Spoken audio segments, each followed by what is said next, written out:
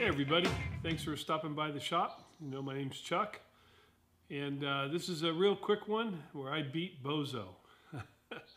But let's start off with just a quick update around the shop, and then I'll give you my beating Bozo's ass story.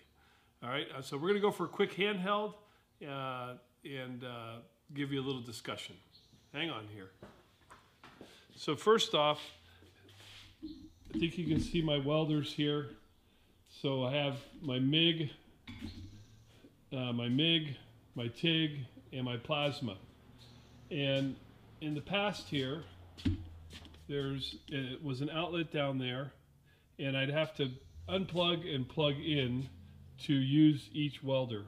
So ended up, I added a second outlet down there. And then my good friend Carl came over. He's a retired commercial electrician. I didn't do the conduit bending. And we brought conduit all the way over to here. And now the MIG welder's plugged in. So you can see I used to use an extension cord there. So that was one shop improvement. I am so happy. And then let's walk down to the other side here. I did a second shop improvement. There's my belt grinder. And you can see there behind the extension cord, I've added two more outlets there. One for the spot welder and one for the heat treat oven. Again, I was just getting tired. It seemed like every time I wanted to use one thing, I had to unplug the other. So they're all on the same circuit, which is not correct, but I never run more than one of these items at a time. So it's a safe installation, and I'm really happy with the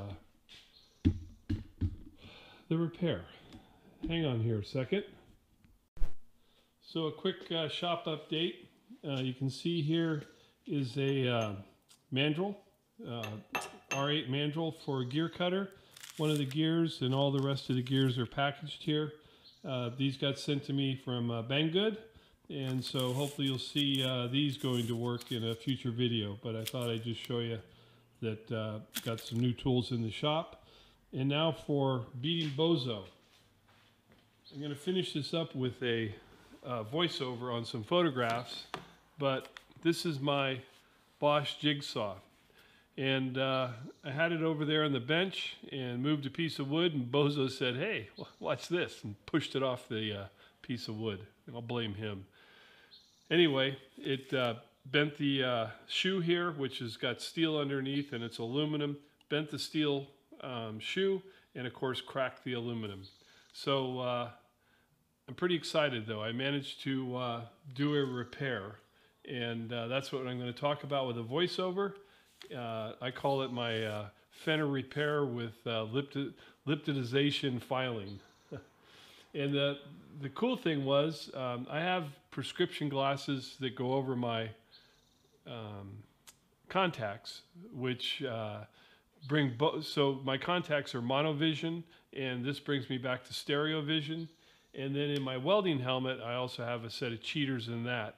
Well, this was one of the few times welding that I had beautiful vision. Usually I'm fighting trying to see what I'm doing. The welding gods must have said, "Hey, let's let him see what he's doing today." Made it much easier. So I'm going to show you a welding repair on aluminum that I did, and we'll do a voiceover on that. Hope you enjoy it. Again, thanks for stopping by the shop, and as always, stop by for something here on a Screwy Tuesday. Okay, I'm going to be talking over some photographs here.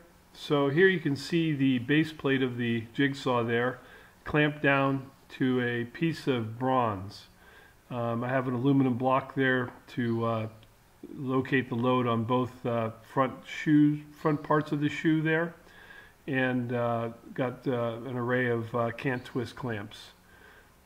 The next photo is just another view of it, and you can see the offset in the crack. It wasn't cracked, it was broken two pieces.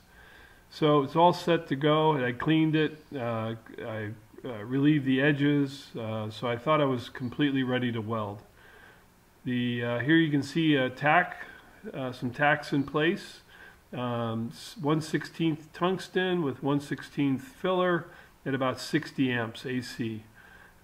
Things were going well, and one of the things when I weld is sometimes I use the old Clint Eastwood comment, a man needs to know his limitations. Things were going well here. Basically, like I said, I had very good vision, which made it much simpler. I was having success. Now it was to move forward and get the part completely welded.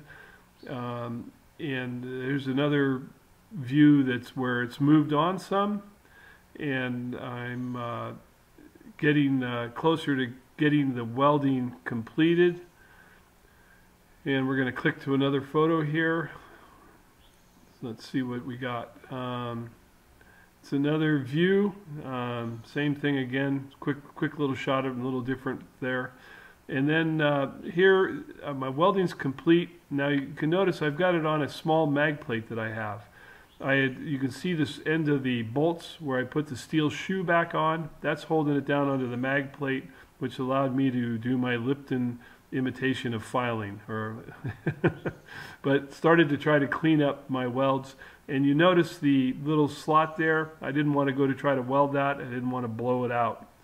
And the next photo again shows it on the mag plate there. It's a small mag plate I have, and that held it nice in place as I did some filing, and taught myself some things about filing. If you're a little aggressive on your filing, you're going to be doing a lot of sanding.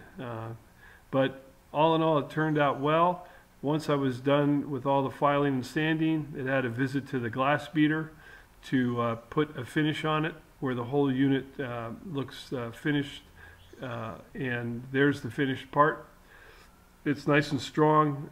You can see there it's still bolted to the steel base plate, and I beat Bozo's ass. It's not perfect, but for me it's a win-win for a home shop guy. Thanks for watching.